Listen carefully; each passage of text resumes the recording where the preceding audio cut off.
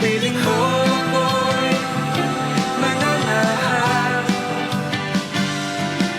pagkat ikaw lamang ang aking kalakasan. Sa piling mo tagumpay ko'y naranasan.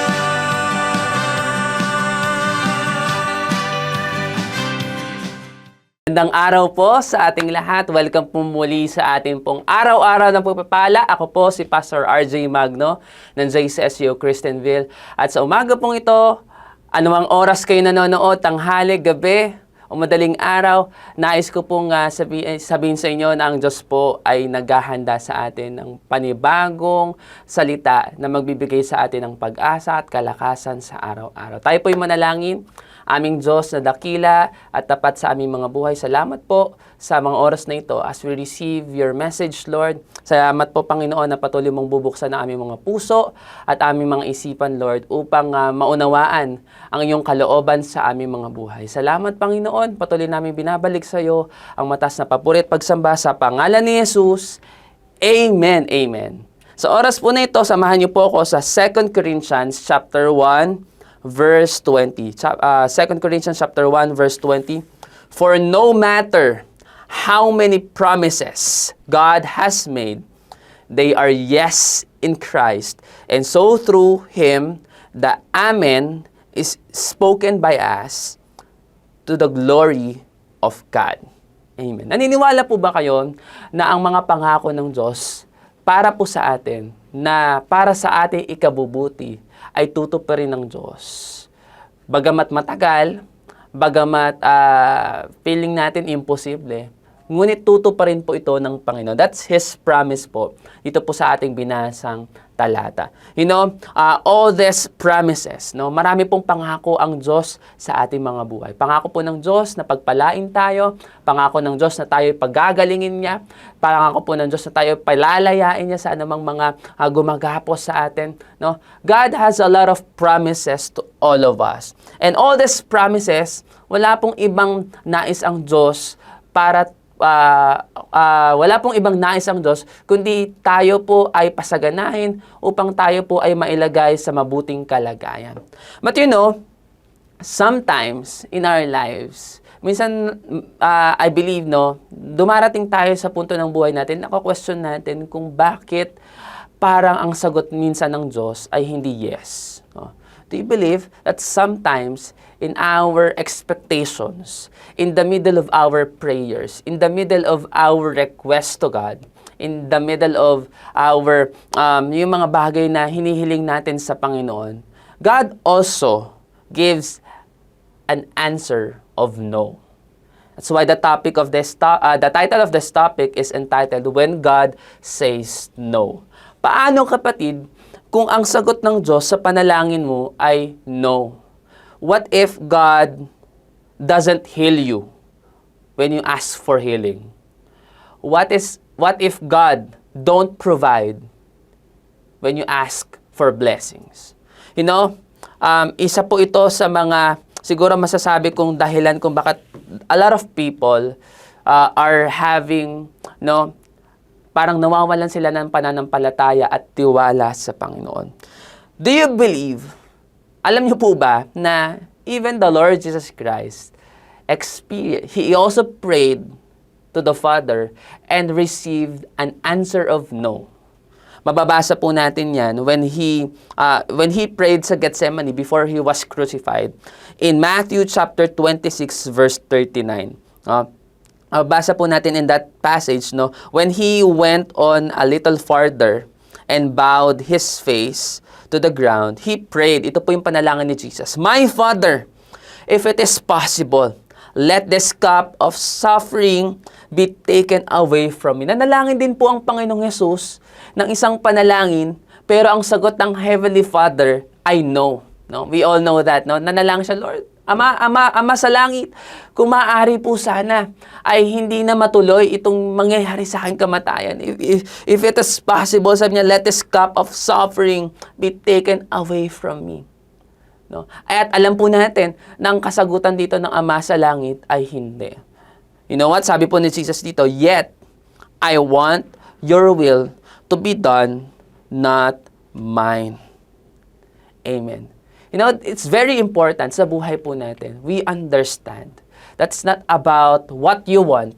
It's not about your desires. It's not about your prayer.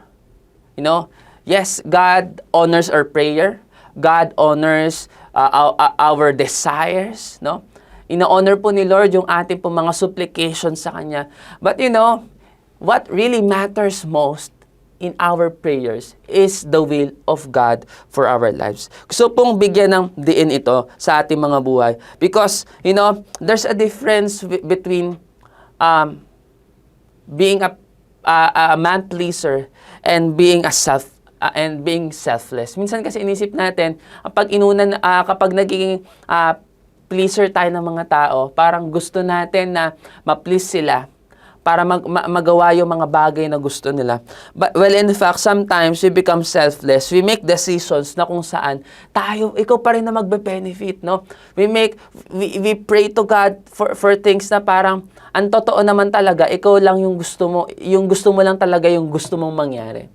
But you know what? It's very important that when we pray, it's not about what you want, but it's all about the will of God for your life. Amen. I want to emphasize the reasons for God's no. Bakit nga ba sa mga prayers natin, sometimes in our prayers, sumasagot si Lord ng no? No? There are three things or three reasons why God's answer to our prayers are no. No? May mga panalangin tayo na nag-expect tayo, naghihintay tayo, pero naghihintay tayo sa wala. Kasi ang sagot talaga ni Lord ay no. You know, sometimes we don't take God's no as an answer to our prayer. No? Kapag ang sagot ni Lord no, minsan nag-expect pa rin tayo. Ang sabi nga ni Lord no. Lord, siya ba yung para sa akin, Lord, mahal ko siya. Minsan ganun especially sa mga kabataan, Lord, sana siya na. Ang sagot ni Lord, no. Pero pinilit mo pa din, naghintay ka pa din, pinus mo pa din. At you know, God's no is already an answered prayer. Sagot na ni Lord yon sa ating panalangin. It's very important that we have clarity of God's answer in our life. Pag sinabi ni Lord na itigil mo na, itigil mo na. Pag sinabi ni Lord na tama na, tama na. Pag sinabi ni Lord na stop, stop. Amen? Because God's no, number one, is to protect us. Nais ng Diyos, ingatan ka. Kung bakit ang sagot ni Lord minsan sa mga business, minsan we desire for a business na bubuksan natin, for a certain career na napapasukin natin. Ang sagot ni Lord, no. Lord, bakit naman no? Lord, akala ko ba gusto mong pagpalain ako? Gusto mo, Lord, na yumaman ako, umasenso ako? Lord, pag nag-prosper naman tong business na to, Lord, magta-tithes naman ako, magpo-provide naman ako sa church. Sometimes we feel like yung mga sagot ni Lord na no, feeling natin dehado tayo. But you know what, kapatid? God's no is to protect us. Nais ni Lord, ingatan ka sa mga bagay na magbibigay sa'yo ng ibang sometimes it hurts us. Sometimes we ask for things that might not be good for us. Pangalawa po, it's to redirect us. Because God's no can redirect our paths to something better. Amen. Yung sagot ni Lord na no, minsan sa mga prayers natin, it is His way to redirect us para dalhin tayo doon sa mas maganda niyang plano sa ating buhay. Sometimes kala natin yun na yung maganda na plano natin sa buhay natin. Yun na yung pinagpe-pray natin. Di natin alam mayroong pang mas higit na nais ni Lord, si Lord na iparana sa atin. And last thing po, the reasons for God's no is to strengthen us. You know what? Sometimes yung mga no ni Lord, it hurts us, no? Ang sakit tanggapin na, Lord, ang tagal ko tong pinagpray. Lord, parang na-attach na ako dito, Lord. Parang matindi na yung investment ko sa prayer ko na ito. Tapos ang sagot mo, no. You know what? Nais po ni Lord, palakasin tayo in these certain points of our lives. You know, adversities and answered unanswered prayers can build our faith and character. Kapag tayo po ay nakakaranas ng kabiguan, kapag tayo po ay nakakaranas ng mga rejections, these things or experiences builds our faith to God. And it also builds our character. Mga kapatid, tandaan po natin that God works for the good of those who love Him. Alam po natin yan, sinasabi ng Romans chapter 8, verse 28, ang pangako po ng Panginoon, yung mga taong nagmamahal sa Kanya, for those who love Him and those who are called according to His purpose, ang Diyos po ay gumagawa para sa ikabubuti ng mga taong iyon. Amen? And sometimes, we dare God. God's no doesn't diminish His greatness. Tandaan po natin, hindi dahil ang sagot ni Lord no, hindi ibig sabihin na hindi niya kayang gawin sa buhay mo yon. It doesn't diminish or change the fact that He is great. But it only proves that He is a all-knowing God. Alam ni Lord kung ano yung mas makabubuti sa atin. Sa mga oras po na ito, mga kapatid, I want to tell you, God's no is to make room for a better yes for our lives. Again, ulitin ko po. God's no is to make room for a better yes in our lives. Kung ang sagot ni Lord sa panalangin mo ay no, have peace on it.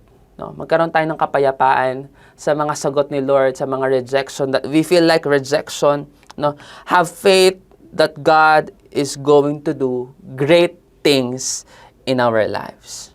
Amen. Remember, kapatid, remember that our God is a promise-keeping God. Kapag nangako ang Diyos, tutuparin niya. Amen. When you receive a promise from God, sometimes, kala mo no ang sagot ni Lord, pero pinaghihintay ka lang ni Lord. Just have faith in Him. No? And when you wait for Him, He will fulfill that promise in you. God's no is an opportunity to grow and trust in His bigger plans. It is not a rejection, but a redirection towards something better. So oras po na ito, mananalangin po tayo. Some of you here, siguro nakikinig ka sa mga oras na ito. You feel discouraged, nalulungkot ka, no? Parang you are dismayed, no? Parang masama loob mo kasi meron kang pinag-pray pero hindi nangyari, hindi naging successful. Meron kang binuksang negosyo pero hindi nag-prosper, no? You entered a relationship pero nasaktan ka lang, no? You prayed for something ng matagal pero parang walang nangyayaring progress. Sa oras po na ito, mananalangin tayo to have peace and assurance in the Lord Jesus Christ. Aming Ama sa langit, salamat po na sa mga oras na ito, patuloy mong binibigyan ng kapayapaan ang iyong mga anak. Lord, that in every situations of our lives, Lord, ano man yung aming mga ipinapanalangin sa iyo, whatever expectations that we have right now in our lives, Lord, we rest in the assurance that you are a promise-keeping God and you fulfill all your promises, Lord. At alam mo, Panginoon, ang makabubuti sa amin, Lord. Lord, we continue to trust in you and have faith in you, Lord. Dahil ikaw ang Diyos na nagmamahal sa amin. Ikaw ang Diyos na kumakalinga sa amin, Panginoon. Sa oras na ito, we just pray, Lord God, whatever we are praying for, we rest in God's will, Lord. It is not, Lord, tulad ng panalangin ng aming Panginoong Jesus, Lord. Hindi ang kalooban namin na mapangyari, kundi ang iyong kalooban sa aming mga buhay. I just pray, Lord, give us, Lord, yung peace in our life, Lord, yung kapayapaan sa aming mga isipan, Lord, na anuman ang mangyari, Panginoon, ang iyong kalooban ang masusunod. At kapag ang kalooban mong masusunod sa aming mga buhay, Panginoon, Lord, kami po ay ligtas. Kami po ay patuloy mo, Lord, na iniingatan sa anumang gawa ng kaaway. Thank you, Father. Today, Lord, ano man yung mga pagkakaabalahan namin sa buong araw, Panginoon, I pray, Lord, that you will protect us, Lord.